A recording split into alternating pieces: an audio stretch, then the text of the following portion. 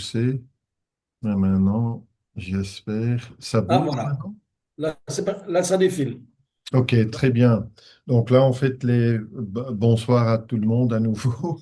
Et Oui, donc, pardon pour ce délai qui est technique. Et apparemment, avec la nouvelle version de Keynote for Macintosh, le Zoom ne fonctionne pas encore. ouais, Euh, Là, on fait toute une série de compagnies, j'en ai parlé, donc je oui, ne vais pas trop attendre là. Ici, en fait, la rétine, qui est le papier peint à l'intérieur du globe oculaire, qui traduit la lumière en petites impulsions électriques. On a ici le cartoon dont je parlais avec l'épithélium pigmentaire, des cellules supportrices très importantes.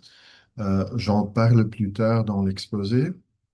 Les cônes qui sont de trois types, les cônes plus sensibles pour le bleu, ceux plus sensibles pour le vert et ceux plus sensibles pour le rouge.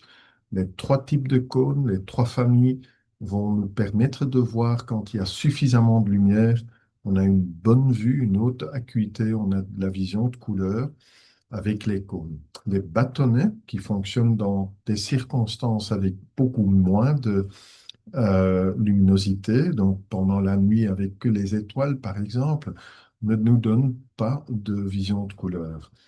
Il y a d'autres cellules, les cellules bipolaires et puis les cellules ganglionnaires, qui sont les cellules qui vont relier vers le cerveau l'information électrique en provenance des photorécepteurs, les cônes et les bâtonnets, sur base des images que la personne voit.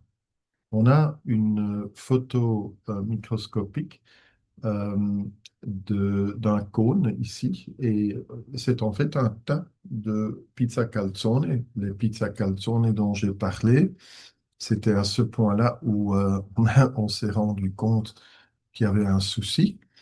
Mais donc, les pizza calzone sont en fait les disques qui sont dans la partie extérieure, vers l'extérieur de l'œil, je veux dire, vers l'extérieur de la rétine, d'un cône ou d'un bâtonnet. Et donc, c'est dans les pizza calzone où se fait la traduction de lumière en petites impulsions électriques. Et vous voyez ici une cascade de phototransduction et il y a toute une série de différentes protéines colorées. Mais en bref, c'est la façon comment notre corps, au niveau des bâtonnets et cônes, va traduire de façon biochimique la lumière incidente en des petites impulsions électriques. Et toutes les protéines sur ce que vous voyez sur l'écran sont encodées par des gènes et peuvent ne pas fonctionner à cause de fautes dans les gènes. Après la traduction de lumière en petites impulsions électriques, ce qui est la vision, ou faire de sorte que la vision peut se faire, on doit recycler la vitamine A qui est essentielle comme cofacteur pour que la lumière puisse se traduire en petites impulsions électriques dans les pizzas calzone. Donc, la vitamine A joue un rôle énormément important et dans ce processus, la vitamine A est usée et doit se recycler. Afin de pouvoir le faire, la vitamine A usée doit partir de l'intérieur des pizzas calzone pour que ça puisse se transporter vers les cellules de l'épithélium pigmentaire juste en dessous des cônes et des bâtonnets.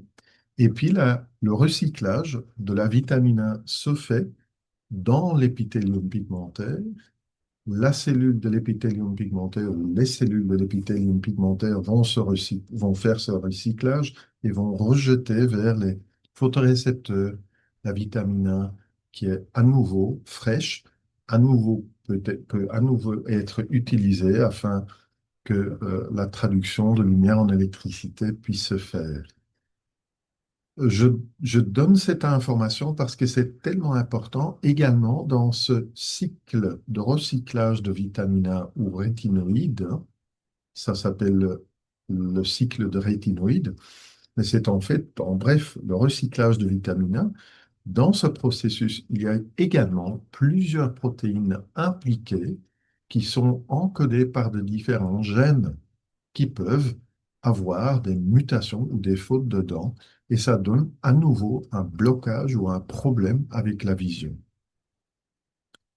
Les cônes et les bâtonnets sont les sièges de ce qui est en fait la pathologie dans la plupart des cas de nos pathologies rétiniennes. Donc, soit les cônes, soit les bâtonnets, ou dans la plupart des cas, l'ensemble des deux, ou l'épithélium pigmentaire qui est touché.